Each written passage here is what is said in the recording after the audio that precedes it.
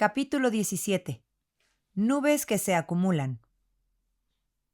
Día tras día, Louisa recuperaba sus fuerzas, y día tras día resurgían sus antiguos gustos e impresiones, y esperaba con más ansias el momento en que pudiera volver a lanzarse al torbellino de las diversiones ligeras.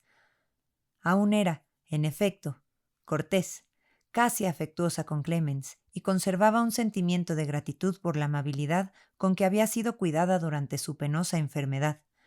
En el aniversario del cumpleaños de Clemens, su madrastra recibió un bonito obsequio acompañado de unas líneas expresando sincero agradecimiento. Pero Lady Selina iba retomando poco a poco su influencia sobre la convaleciente, y Arabella era su compañera constante.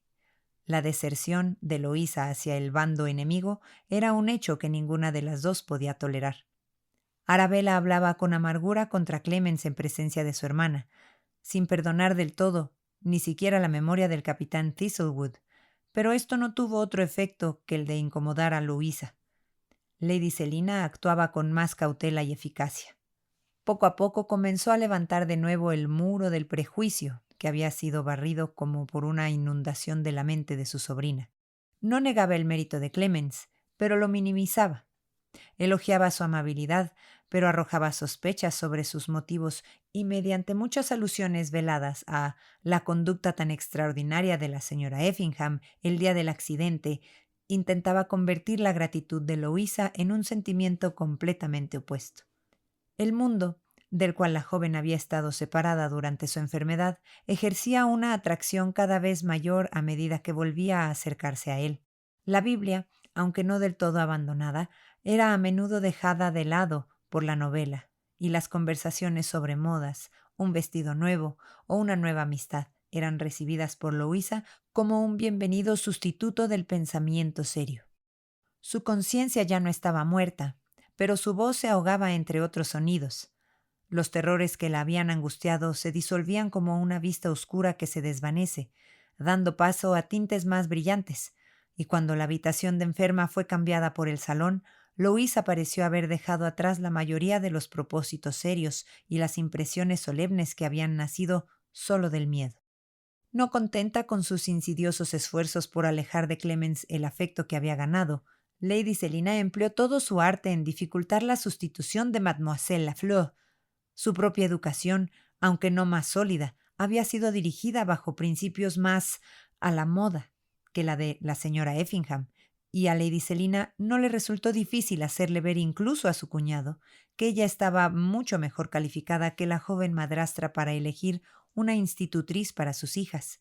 Si Clemens consideraba que había encontrado a una dama cuya buena reputación, experiencia y conocimientos hacían valiosos sus servicios, Lady Selina detectaba de inmediato algún defecto en sus modales, educación o edad, que hacían del todo inaceptable su admisión como institutriz en Belgrave Square. La hija del conde parecía, con un tácito consentimiento del señor Effingham, haberse reservado la potestad de rechazar toda propuesta que no le agradara, y para Clemens era evidente que ese poder jamás permanecería inactivo en sus manos. La joven esposa, demasiado tímida para afrontar la oposición, demasiado insegura para mantener firmemente su opinión, salvo en cuestiones de conciencia, ofrecía una gran ventaja a una adversaria experta en las tácticas del mundo y nada escrupulosa en el uso de sus armas. La pequeña propiedad del capitán Thistlewood, que tras cubrir los gastos necesarios ascendía a menos de 100 libras anuales, había pasado a manos de su sobrina tras su muerte. Pero ese dinero no estaría disponible por varios meses, y mientras tanto Clemens, esposa del acaudalado banquero, sufría por pequeñas dificultades económicas. Desde su primera y única visita a Madame Lavoie, sus gastos habían sido regulados con la más estricta economía, pero el gasto necesario en luto, aunque fuera sencillo, volvió a involucrarla en apuros que la mortificaban, aunque no la angustiaban. Clemens sentía un profundo rechazo a solicitar dinero a su esposo, quien recientemente se había hecho cargo con generosidad de la deuda que ella había contraído tan irreflexiblemente. Tampoco podía, en conciencia, destinar a su uso personal ni un céntimo de las grandes sumas asignadas a los gastos del hogar. Se consideraba administradora de su esposo y actuaba con escrupulosa fidelidad. Así sucedía que, En medio del lujo y la abundancia, la joven señora de aquella magnífica mansión se encontraba con la bolsa vacía. Las consecuencias de su excesiva generosidad y gasto irreflexivo al llegar a Londres seguían persiguiéndola, y no le aliviaba sospechar que Lady Selina estaba al tanto de sus pequeñas dificultades y se alegraba en secreto de los apuros en los que ella misma había contribuido a meter a una joven inexperta. Una tarde, hacia finales de enero, el señor Marsden, clérigo de la parroquia, hizo una visita a Belgrave Square.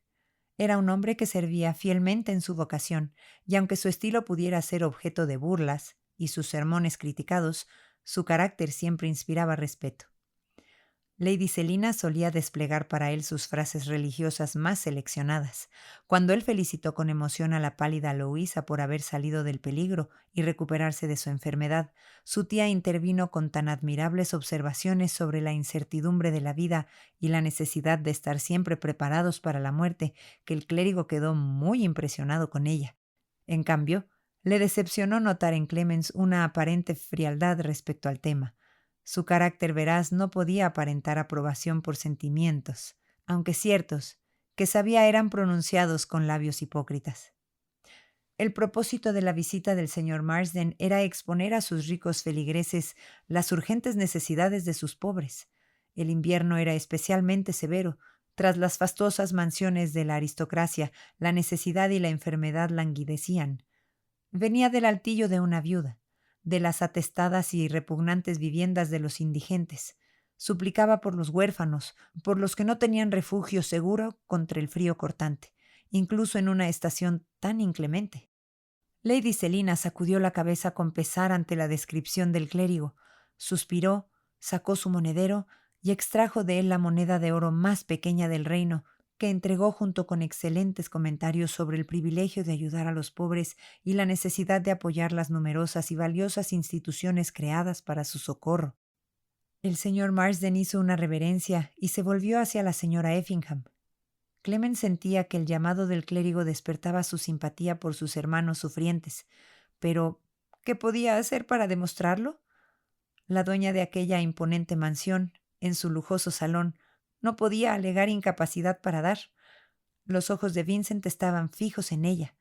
Clemens sabía que él esperaba que la generosidad de quien le había hablado tantas veces sobre los pobres y sobre los deberes de los ricos estuviera a la altura de sus principios. Hubo una breve y embarazosa pausa, y Clemens estaba a punto de prometer que presentaría el caso a su esposo, cuando Lady Selina sacó un billete de banco del portamonedas que aún tenía en la mano. «Si no tienes tu monedero aquí, señora Effingham, estaré encantada de prestarte», dijo con una sonrisa, y sin tiempo para reflexionar. Clemens recibió el billete con vacilación y lo entregó al clérigo, quien poco después abandonó la casa, dejando a la joven esposa con la conciencia de no haber hecho un acto generoso, sino necio. No había sido benefactora de los pobres, sino un juguete en manos de Lady Selina.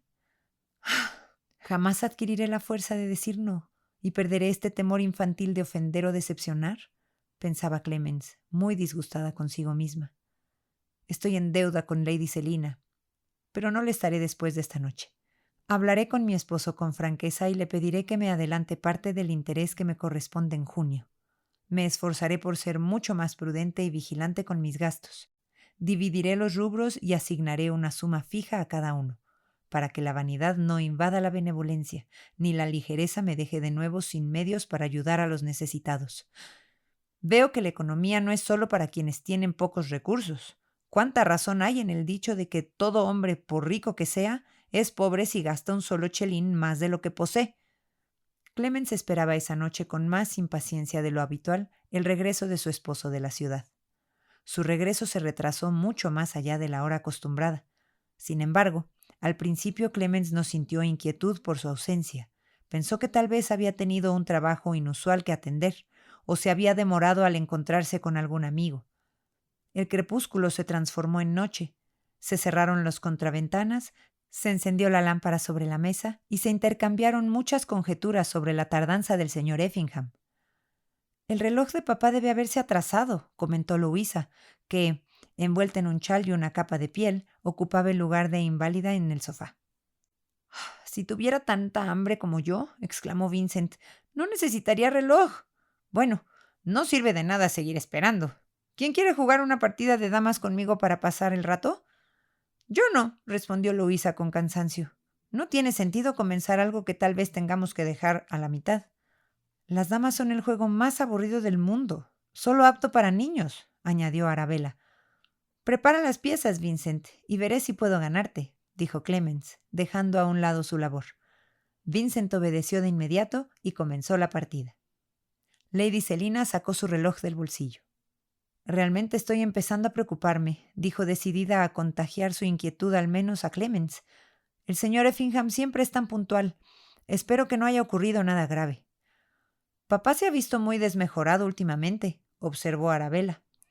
Vincent notó que su compañera no prestaba mucha atención al juego. «Es la tercera vez que te comes una ficha», exclamó. «Si no te concentras, me llevaré todas tus piezas». «El señor Effingham ha cambiado mucho. Me aflige notarlo», prosiguió Lady Selina. «Hace 6 meses era el hombre de su edad que más joven parecía. Podría habérsele confundido con alguien de 30. ¿Y ahora? Ayer noté una hebra de cana en su cabello», comentó Arabella, lanzando una mirada maliciosa hacia la señora Effingham. «¿No vas a mover?», dijo Vincent con algo de impaciencia a su distraída compañera. Clemens colocó su ficha de forma mecánica. «Apuesto a que papá está preocupado por sus negocios», dijo Louisa, retomando el hilo de la conversación. «¡Por fin llega un carruaje!», exclamó Vincent, pero el oído atento de Clemens había captado el sonido antes que él, y levantándose con premura, salió de la habitación. «Se acabó el juego», exclamó Vincent, barriendo las piezas del tablero y arrojando las blancas y negras al azar en la caja. «Es una pena. Tenía clara ventaja». «Papá debe haber estado dando un paseo largo», comentó Louisa. «Eso se ve en un segundo por los caballos», dijo Vincent, acercándose a la ventana y abriendo una hoja de las contraventanas para mirar hacia la noche. «Pero ese no es nuestro carruaje. Tiene un solo caballo». «Sé de quién es. Es del señor Mark, el hombre de negocios de papá. ¿Qué lo trae aquí a esta hora?» «Esa no es la voz de papá en el vestíbulo», dijo Arabella. «Temo que realmente haya ocurrido algo grave», exclamó Louisa, poniéndose de pie de un salto. Su sospecha pronto se confirmó con el sonido de la campanilla del estudio, que se tocó con fuerza. Luego escucharon abrirse la puerta y la voz del señor Mark desde abajo, pidiendo agua para la señora Effingham. «Algo terrible ha sucedido», gritó Lady Selina, y al momento siguiente la sala quedó vacía.